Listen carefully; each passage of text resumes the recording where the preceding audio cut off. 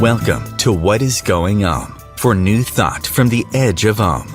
Each week on Om Time's flagship radio show, veteran broadcaster, author, and media consultant Sandie Sedgbeer conducts thought-provoking interviews with inspirational authors, artists, musicians, scientists, speakers, and filmmakers who are working at the point where spirituality and science meet consciousness at the very edge of Om. Here is your host, Sandie Sedgbeer. Hello. Born into a traditional Roman Catholic military family where discussions of UFOs and aliens were unthinkable, Debbie Solaris's life took an extraordinary turn when she awakened to her true cosmic lineage.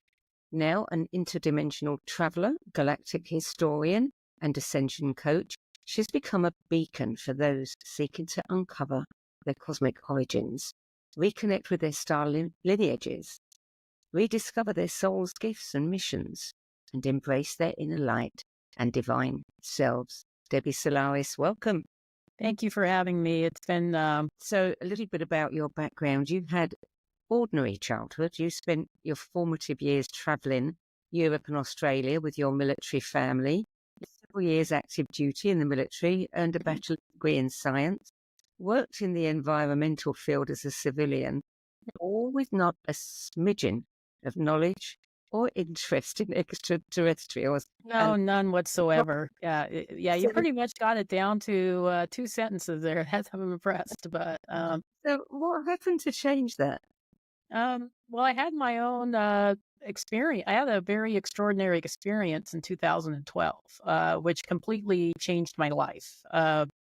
So just to give you the overview of what happened, I do think some of my consciousness around extraterrestrials were starting to expand because my husband and partner at the time, and he still is my partner, but was very interested in UFOs. So it was just starting to become like, oh, maybe it's possible, but I was still very skeptical. I wasn't like a big advocate or had any real true interest in extraterrestrials. I mean, to me, it was just like, okay, yeah, that sounds way out there. And like you mentioned, I was working in a, pretty much a very conservative field, a science field. I was an environmental health specialist for a number of years. What changed my entire path started with a prayer. So, of course, in 2012, there was a lot of transition, so there was a lot of things going on during that year. I would say it was a pivotal year for Ascension, at least the beginning parts of it. But there was a lot of talk about the Mayan calendar and the timelines changing, so, so that was a concern. And then also, there was a lot of things happening in the United States regarding our elections, so, things took I think, a turn for the worse for quite a while in the United States.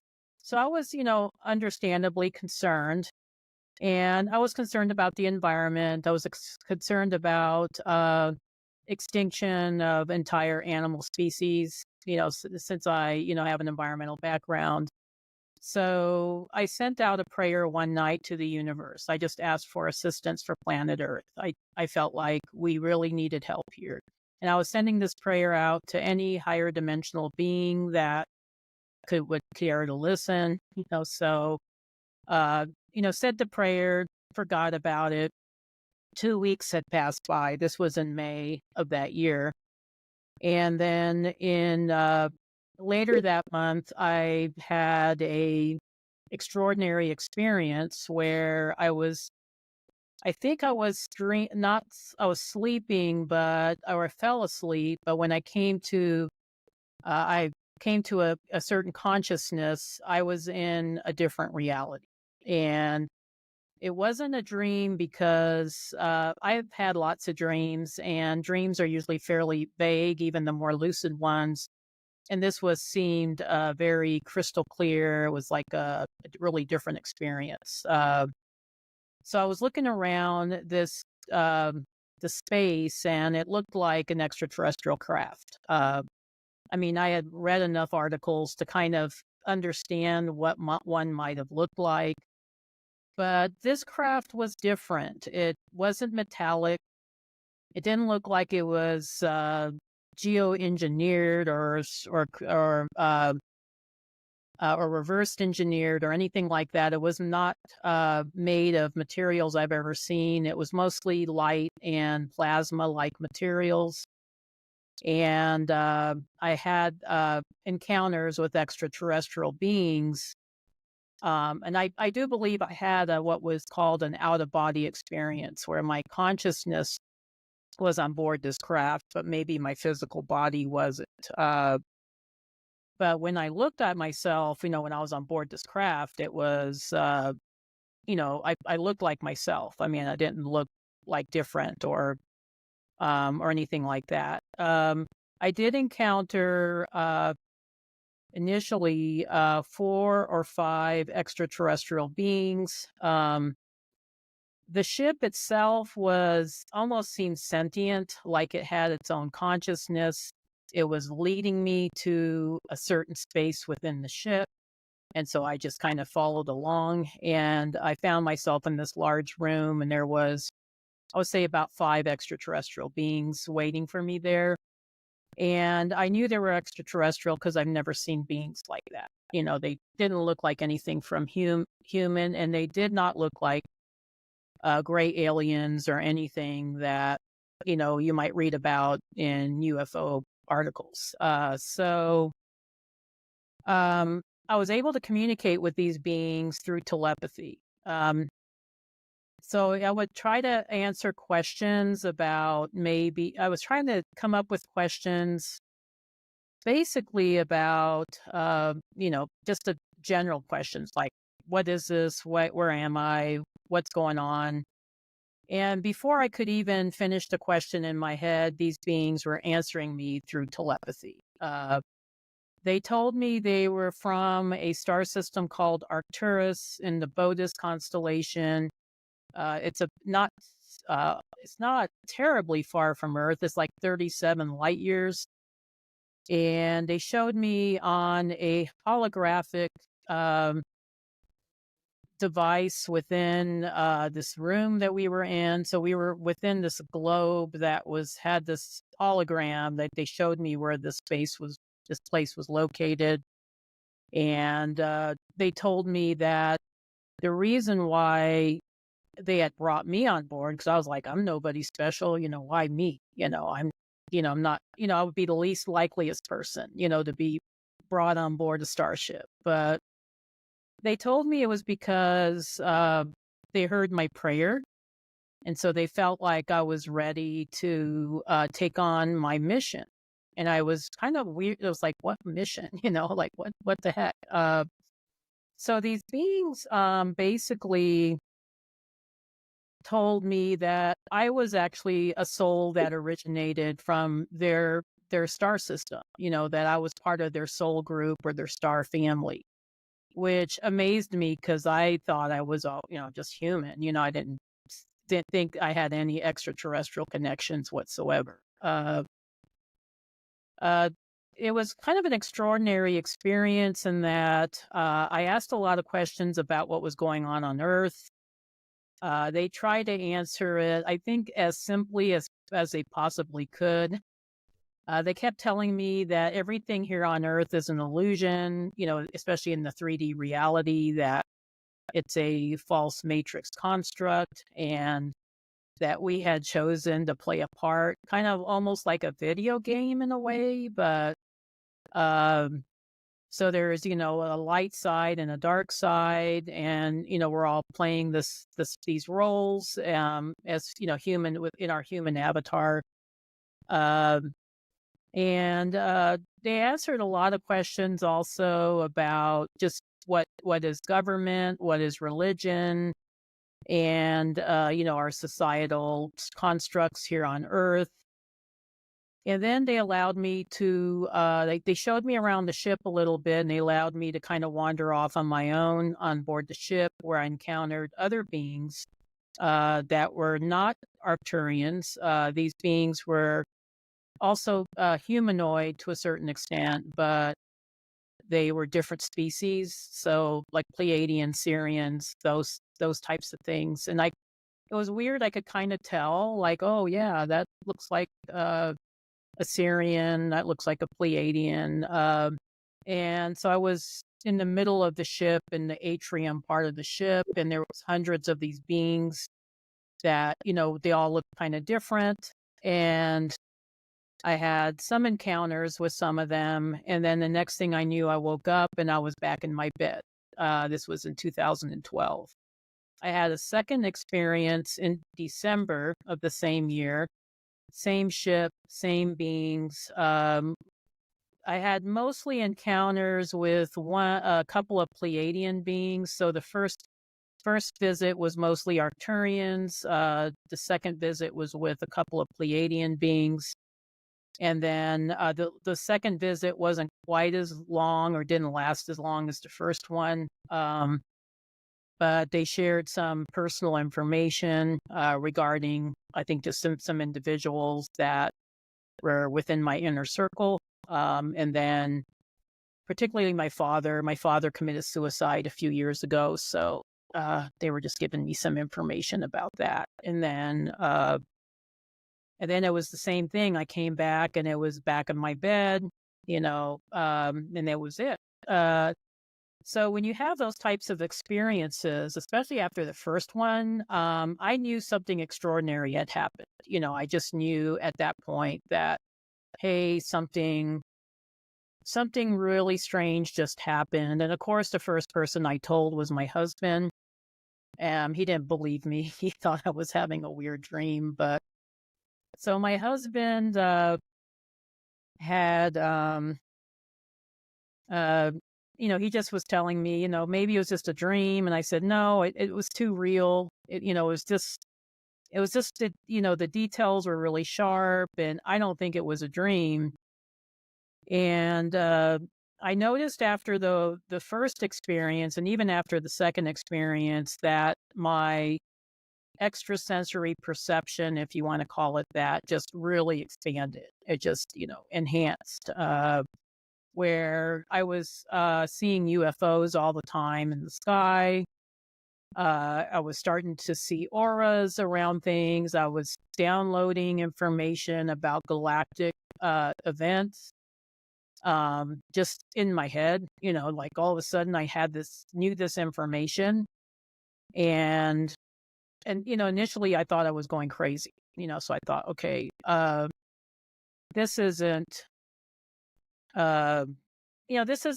doesn't seem, real, like I don't know where I picked this up from, so I started taking a lot of spiritual classes. I'm fortunate that I live in Colorado, where we have a very thriving spiritual community here. There's lots of spiritual offerings. So I took one class after another for a span of 2 years. And I didn't really tell too many people about my experience, especially not people at work. I was still working my 3D job, at the time. But and I didn't tell even my family, that I had this experience.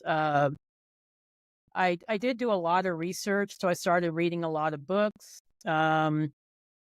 I must have read, I don't know, at least a couple of hundred books, during that time, just trying to figure out what's going on. Is this real? And the books I was finding actually collaborated with the downloads I was getting. So for instance, I don't know if you're familiar with Lissa Royale Holt and Dolores Cannon. They were writing about the same things I was seeing. And at the time, I didn't realize where I was getting this information from. Eventually in 2014, I started taking Reiki classes. So I took some Reiki classes locally in my hometown here of Castle Rock, which is just south of Denver. And I was telling my teacher about my experiences, and she told me that she thought I was getting information from the Akashic records. This was my first time ever hearing about the Akashic records. And she says, "Oh, by the way, I teach classes on how to access the records." So I was like, "Oh, I need to sign up for those classes." So that's what started me on my path of exploring the Akashic records. Was I started taking these classes, and I just discovered, oh, I'm pretty good at accessing these records. I don't know why, but I'm pretty good at downloading information. So initially, I just started having a little part-time practice where I was just doing readings for people. And at the time, it was kind of like a hobby, like, oh, I'm just making a little money, doing these nice little readings for people. But the more I was doing the readings, the more information I was downloading. And then I started doing presentations throughout the Front Range of Colorado. Started doing readings for quite a few folks that worked at Gaia TV.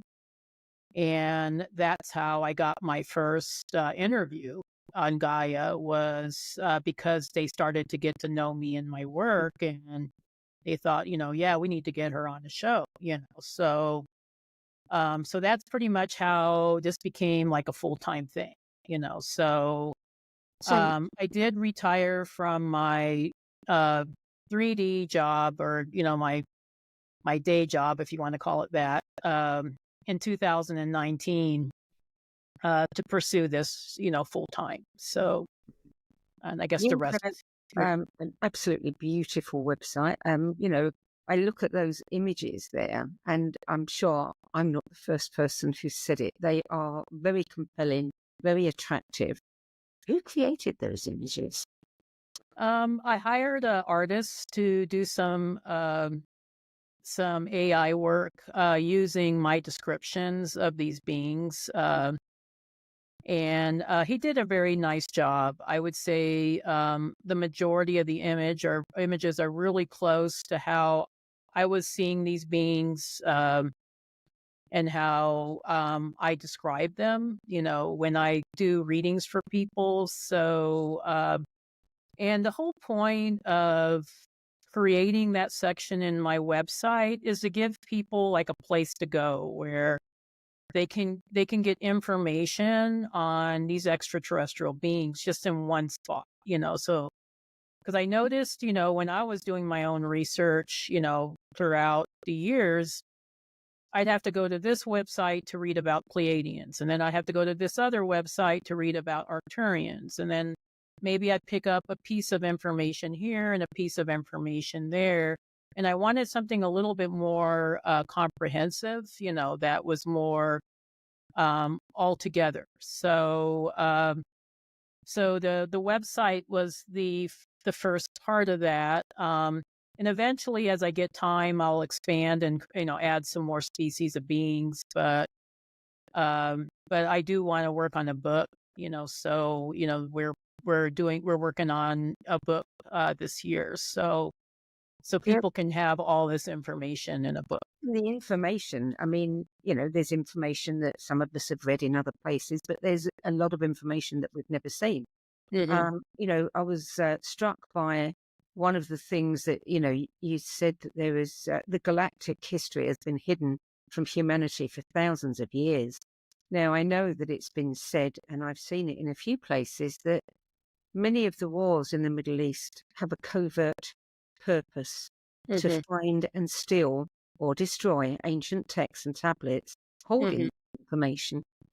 I believe that too. I think the information has been purposefully hidden from us because if humans realize their galactic connections or galactic heritage, there is no stopping us, because we're considered to be genetic royalty in the eyes of, the extraterrestrial beings that are out there, because we're kind of like a Heinz 57 of quite a few different star races.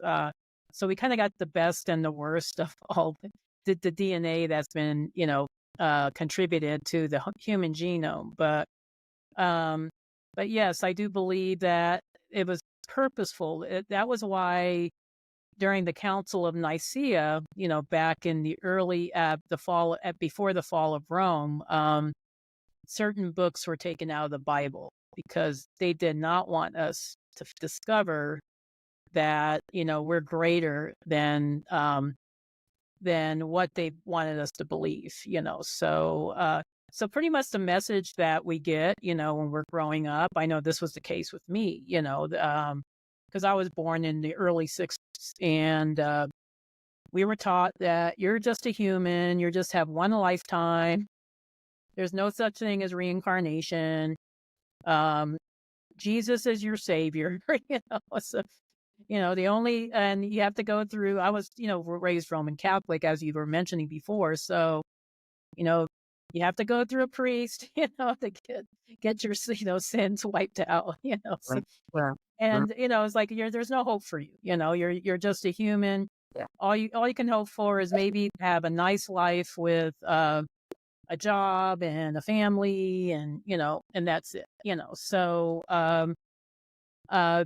and they don't talk about us having a direct connection with God, so that always bothered, like, why do we have to go through somebody else, Yeah.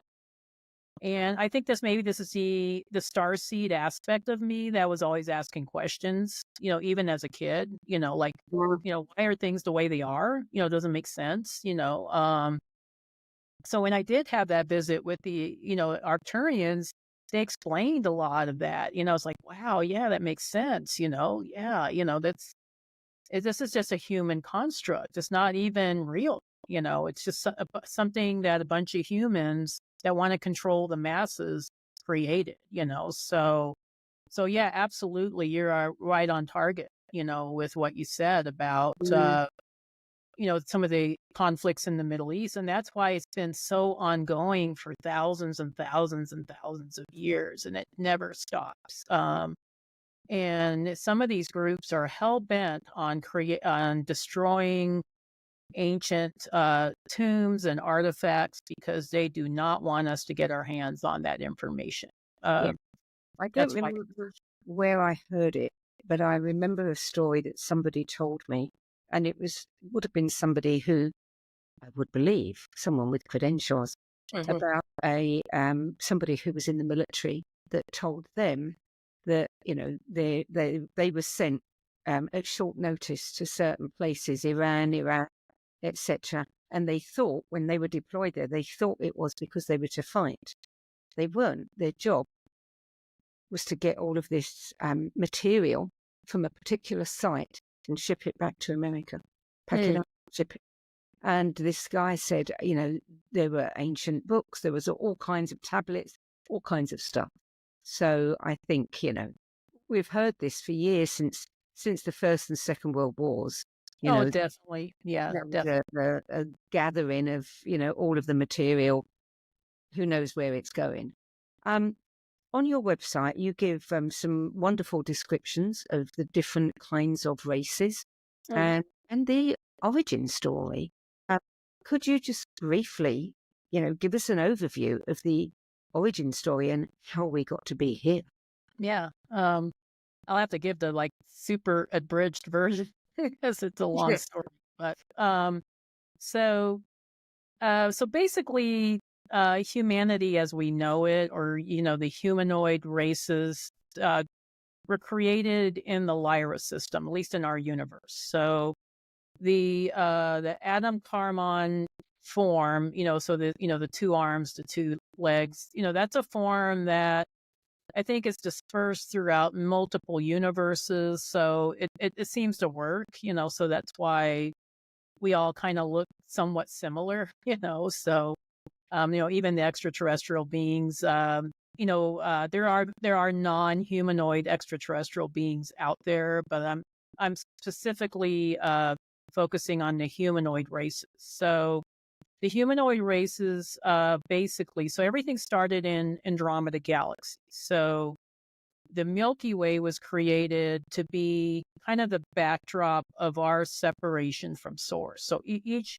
multiple universe goes through this experience. So as our universe's turn, and it was supposed to happen in Andromeda Galaxy beings that were these light beings. They were co-creator beings.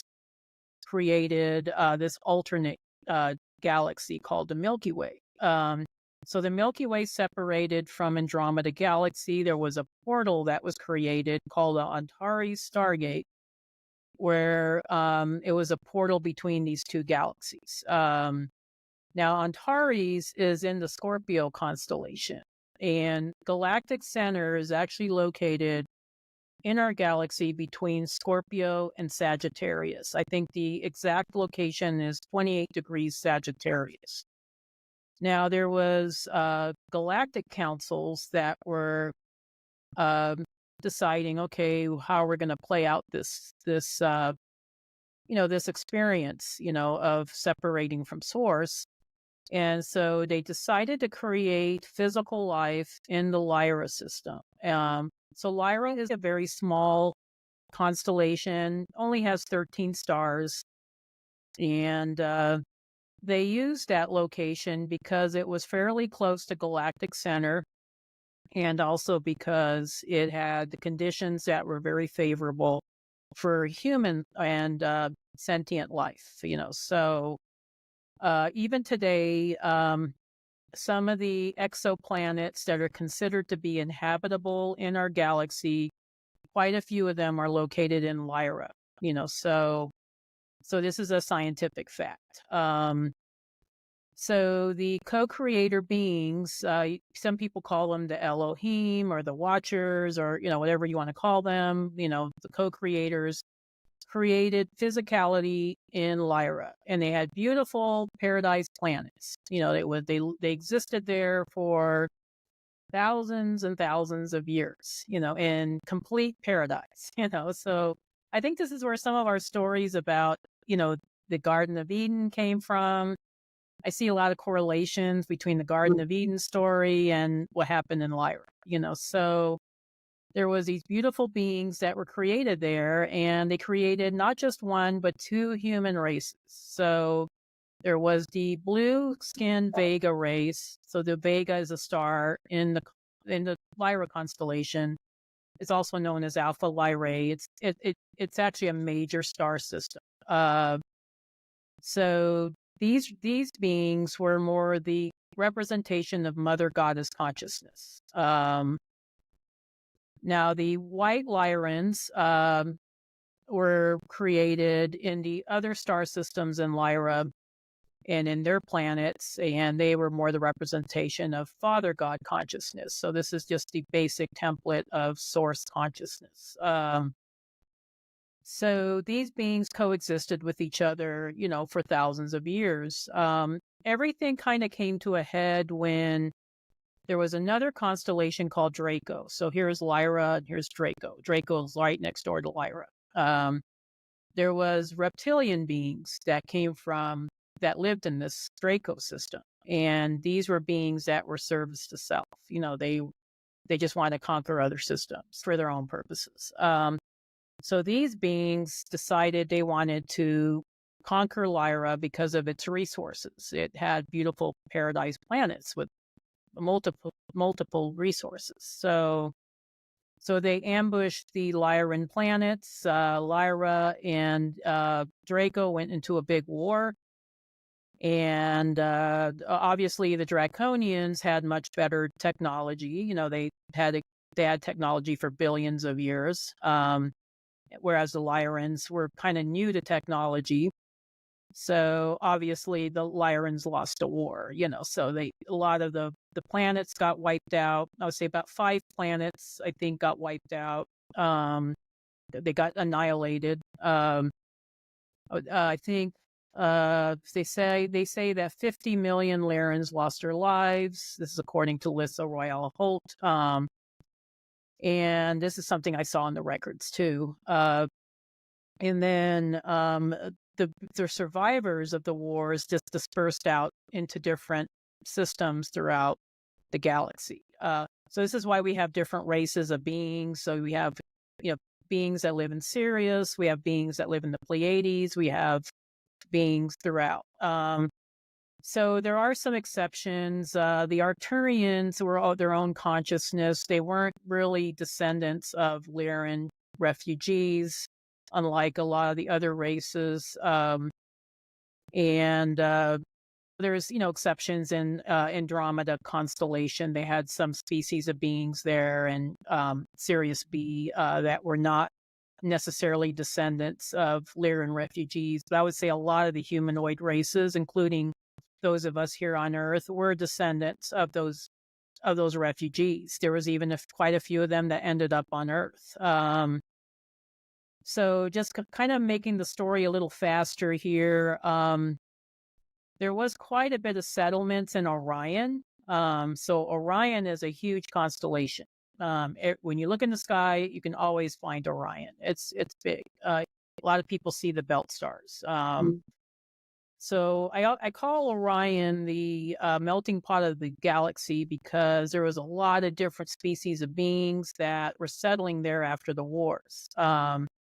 And so I do believe that the story of Star Wars, the whole movie saga, is based on the Orion Wars. So because you had reptilians there, you had gray aliens, you had humanoids, everybody was all mixed together.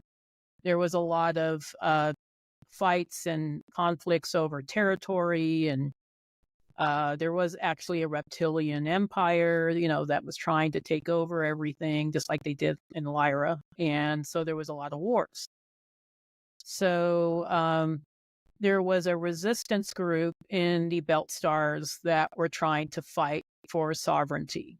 And so they called upon the Galactic Federation, which was a federation of benevolent beings that just wanted to keep peace and unity throughout the galaxy, to assist them. So how this relates to Earth, okay?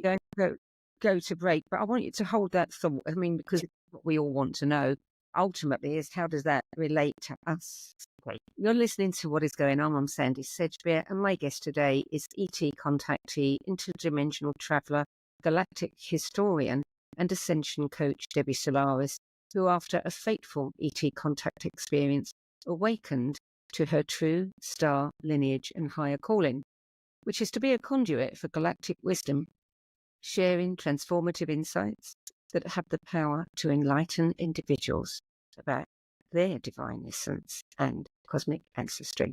We'll be back with more from Debbie Solaris in a few moments. Hello, I'm Sandie Sedgbeer, host of Times flagship radio show, What Is Going On? And as an author, editor, and 13 times book judge who's read thousands of books and interviewed hundreds of authors, I'm constantly asked what's really worth reading and what's not. So I created the No BS Spiritual Book Club to help you save time and money by picking the brains of discerning names who've walked this path before you. There's no catch, no fees, and no BS, just an ever-growing library of 10 best spiritual book lists from some of your favourite authors and teachers, plus free book excerpts, audios and video interviews with people like Don Miguel Ruiz Jr., David G., Lee Harris, Mark Nepo and more.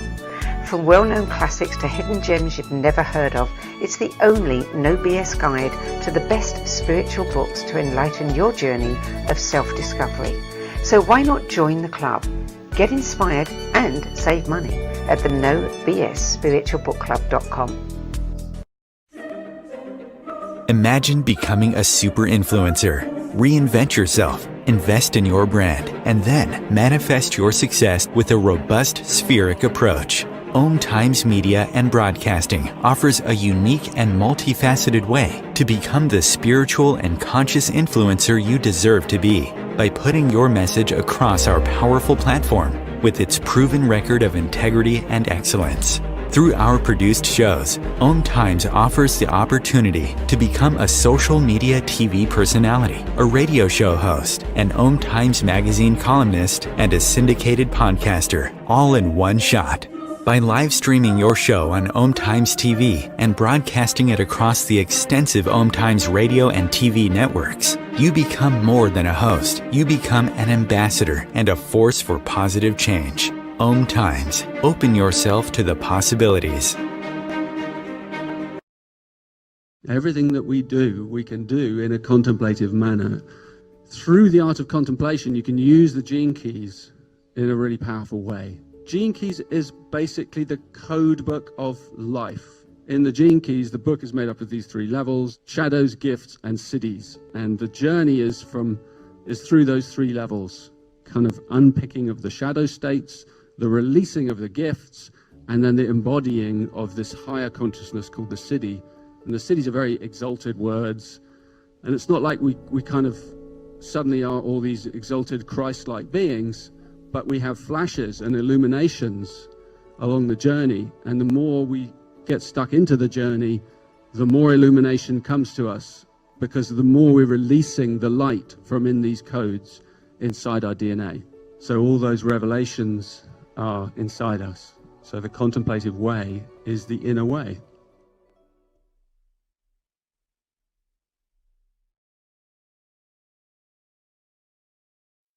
There are 16 million children struggling with hunger in America. That's 1 in 5 daughters, sons, neighbors, and classmates who don't know where their next meal is coming from. Yet billions of pounds of good food go to waste every year. It's time we do something about it. Feeding America is a nationwide network of food banks that helps provide meals to millions of kids and families in need. Visit feedingamerica.org to help them feed even more.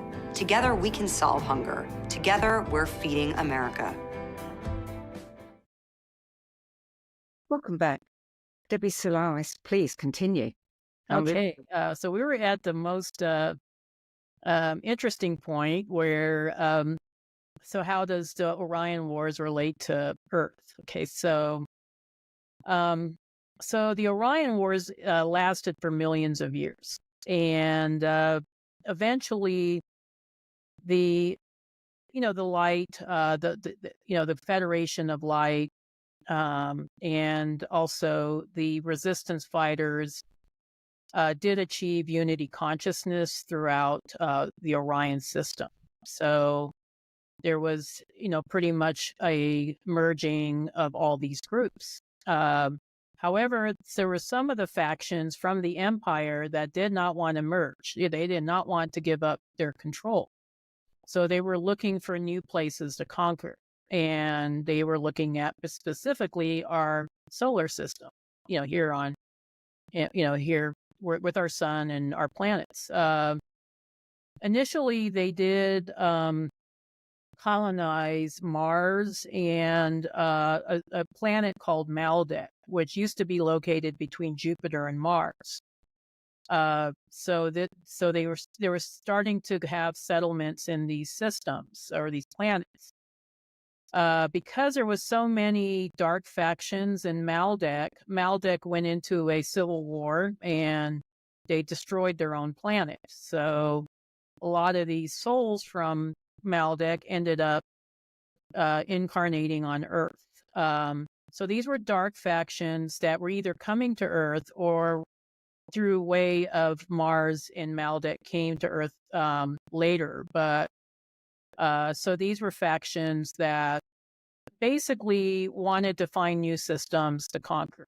And Earth was a pretty pivotal point. It's a pretty nice planet. It's like, so they started infiltrating the Atlantean government, which caused, again, another civil war. Atlantis fell, and we plunged from the 5th dimension. So Earth was always supposed to be a 5th dimensional planet. It was supposed to be just a storehouse of beautiful DNA from many different star systems. But when these factions took over, they, Earth plunged into the 3rd dimension, and we've been there ever since. So this is why things are the way they are, So these factions are still in power to a certain extent. So a lot of our royal families and the elites and the dark cabal, these are the descendants of these beings. So yes, they have reptilian DNA. They're not like us, So they've been trying to keep a stronghold on planet Earth ever since. So that's kind of like our galactic story in a nutshell. I mean, I didn't really get that much into the Pleiadians or the Sirians. They play a part in all this too, but I was trying to keep this as, or share the story as succinctly as possible. But But that's why things are the way they are here now, and why there's so many starseeds now trying to make changes. Yeah. You said on your website that some of the draconians, there was 3 different levels of them, and some of them did turn to the light. So we have some here, presumably, that's just, that kind of DNA, but are not interested in, service to self. Yeah, there's a few that, and I've seen this in the records. I've seen it. Some of my clients even have reptilian guides, depending on their own, star genetics. But there's a few of them that have turned to the light, and they actually become amazing healers. And I have done a few readings, Akashic readings, for folks that have dragon DNA. That they're they're incarnated into a human form, but their lineage is, dragon. And dragon is upper tier level reptilian, so they're more of a neutral stance. They're not necessarily like dark and evil, like the warrior caste, what I call the warrior reptilians. So a lot of them are here to try to be teachers and to heal the planet. A lot of dragon energy is mostly, I think, not so much focused on individual human healing processes, but more healing of the grid systems or healing of the environment, so that's usually what I see as a focus, with these types of beings. So lots of people, today are very interested in this. I think that memories are beginning to resurface, and if it's not actual memories, there's a deep, attraction, a compelling draw to this information, as if the soul knows, even if their brains don't. Yeah. Where would you say we are at today? Why are there so many people waking up now?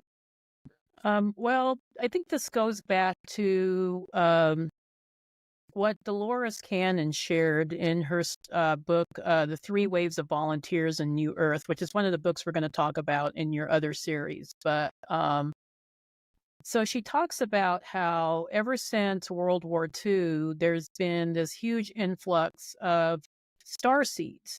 And what is a starseed? Okay, so a lot of people hear this word, thrown around, especially in our spiritual community.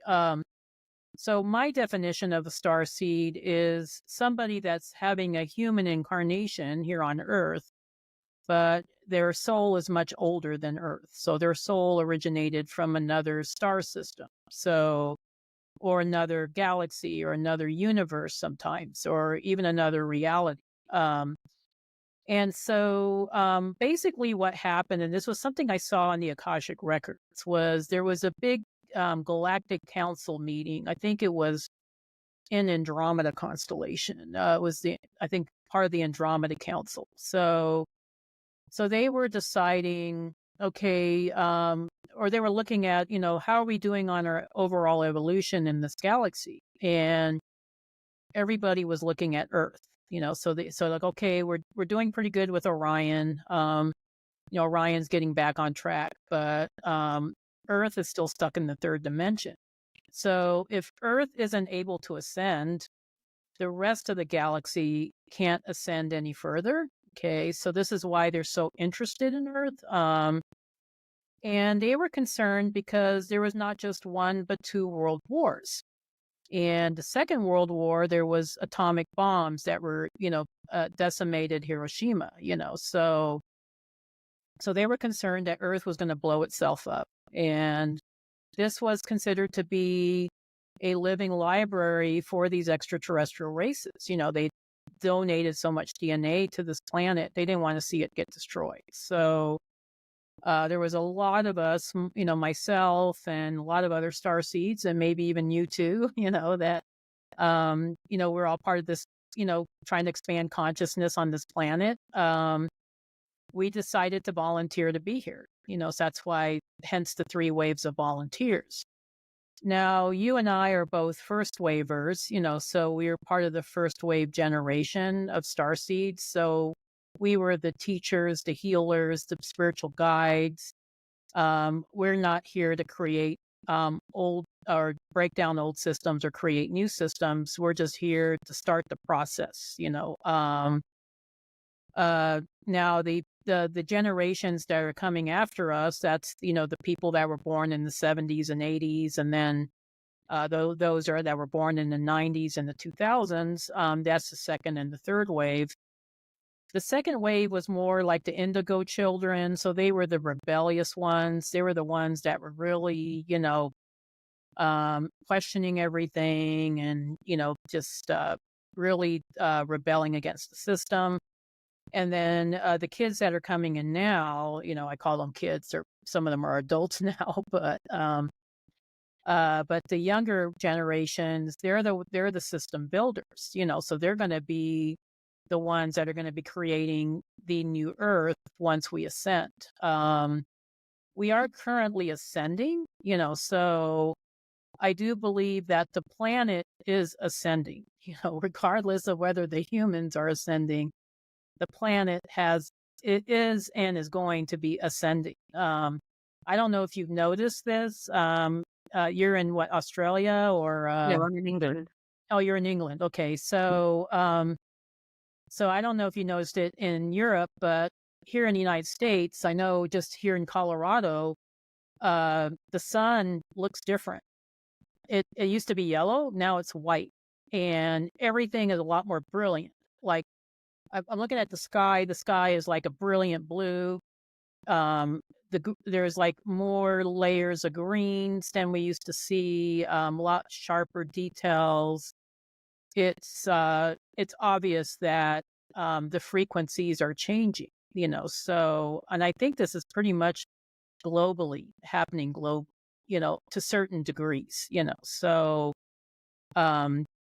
Maybe in higher vibrational places, it's more evident, but I do think there's changes in England too, because I know a lot of people are doing events in Glastonbury and in the ancient sites, and there's a lot of crop circles in your area, so.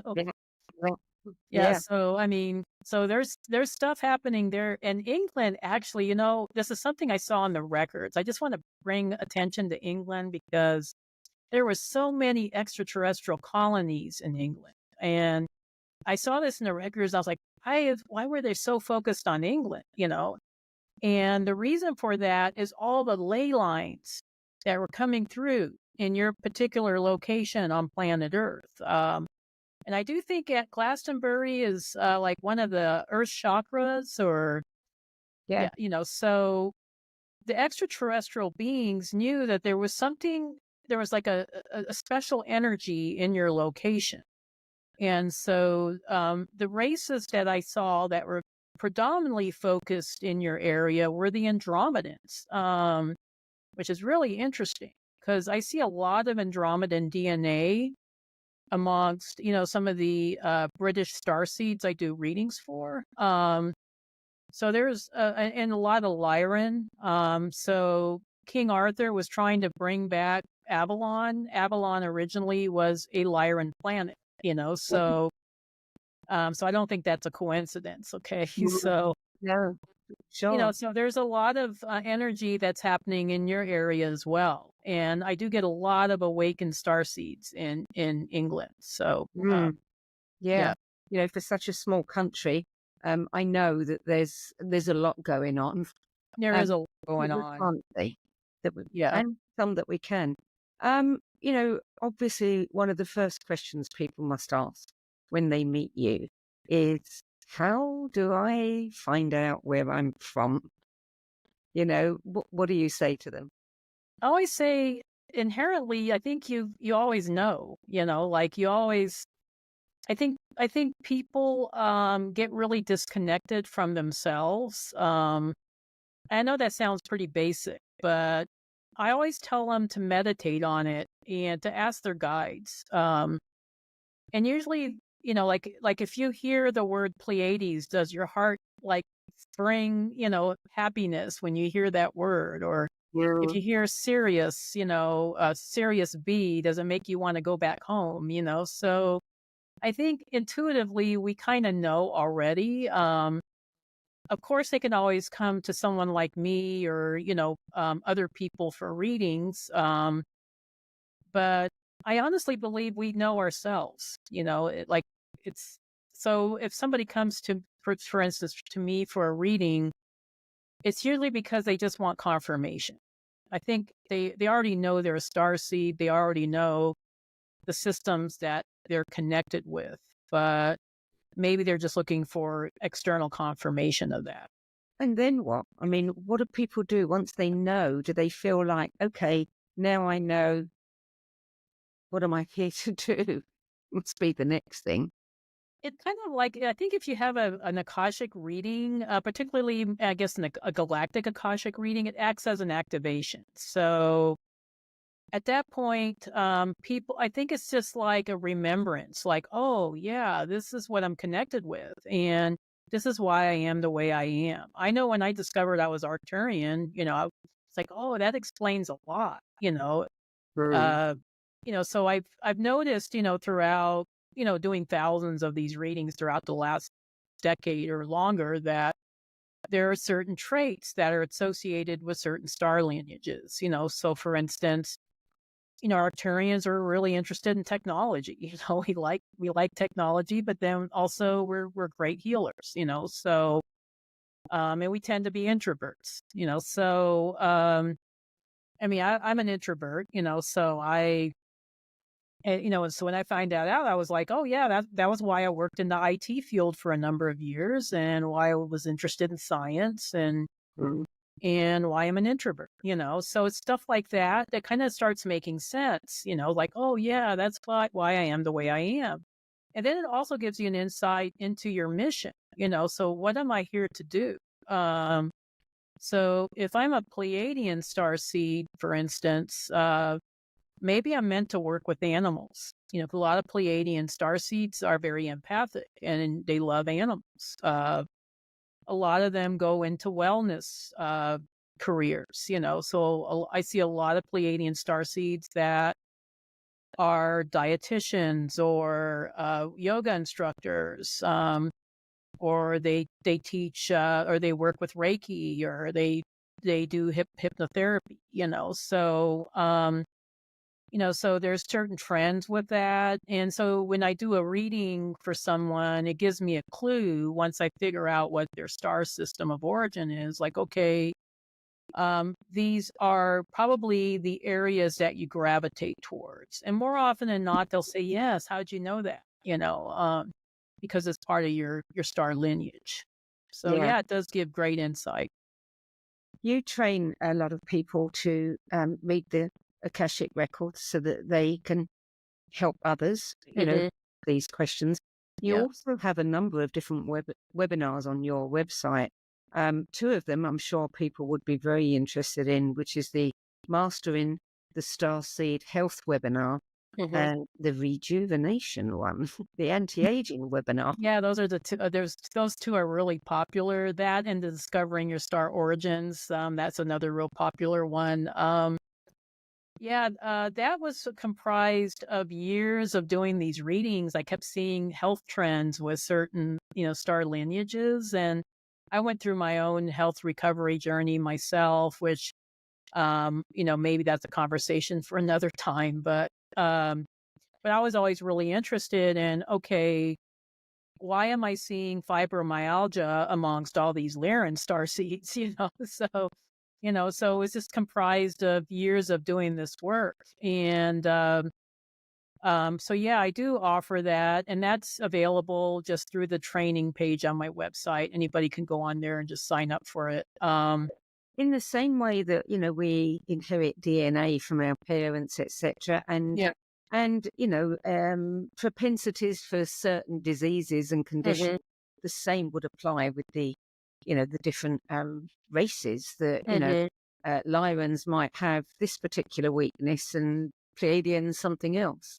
Oh, totally. Speaking of Pleiadians, I saw a lot of diabetes, so it's like, why this particular, and it's, just genetic tendencies, So like I said before, we're all kind of this Heinz 57 of different extraterrestrial races, as far as our human genome here on Earth. So it would make sense that we would inherit, some of these tendencies from our star, star heritage, and our star lineage.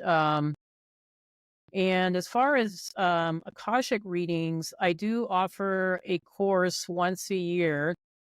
This year, we're going to offer it in the fall. In past years, we've offered it in the spring, but we're kind of reconfiguring the course, trying to make it a little bit more streamlined for folks. So if people are interested in doing what I do, we're going to train you how to do it. But it is a 6 to 8 week course, so it's it's this whole certification thing. So that's available as well. If you're interested in that, just sign up, subscribe to my website. You are doing an Ancient Souls Remembrance retreat from the Big Island in Hawaii, end of February, beginning of March. That sounds interesting. Yeah. We only have a couple of minutes left. One of the things that I would like to do before we have to end this conversation, and I hope we can continue it another time, is to ask you, you read the Akashic records, where are we headed, right? That's a good ending question, I guess. Well, I think right now we're in a process of great clearing, just individually and also collectively. I think that's why we're seeing things going to hell in a handbasket, with the LA fires and all the commotion that's happening, throughout the planet. And I do believe that the dark cabal beings that I mentioned before, they're pulling out all stops. They're just trying to really stop our ascension. I mean, they're doing everything they can to keep humanity contained, and we're not going to stay contained. There's just no way. But so I think the next couple of years is going to be pretty bumpy. It's going to be, we're going to see more of a separation between those of us that are on the ascension path and those of us that decide to stay in the 3D. And there'll be this separation between dimensions. We're currently seeing it now, but it's going to become even more prominent, in the next couple of years. I do believe we're heading to a golden age, and it is going to happen in our lifetimes. We're going to see extraterrestrial technologies being more prevalent, particularly free energy and medbed technologies, and just technologies are going to help us live much better lives. But I think we have to get through this rough period first. But yeah, we are heading to the 5th dimension. I do think that definitely is going to happen in this lifetime. Yes, I agree with you. Debbie Solaris, we're out of time now, I'm afraid. I really would encourage you to go to Debbie's site if you are interested in learning more about humanity's galactic history and your own, and the Earth experiment. You'll find all the information there. So, Debbie, your webinars and classes are all listed on your website, debbiesolaris.com. I think you've got a Conscious Life Expo appearance coming up as well. No, I'll be at Conscious Life. So if you're in the LA area, please come and see me at the Conscious Life Expo. And then if you're interested, I don't know if there's any spots left, but you might want to check. But I am doing the Ancient Souls retreat in Kona, Hawaii, which is in the Big Island. So that's the end of next month. So it's going to be an extraordinary experience. And then there's other events too, but you can always check that on my events page. So that's pretty much it. Debbie Solaris, thank you for joining me.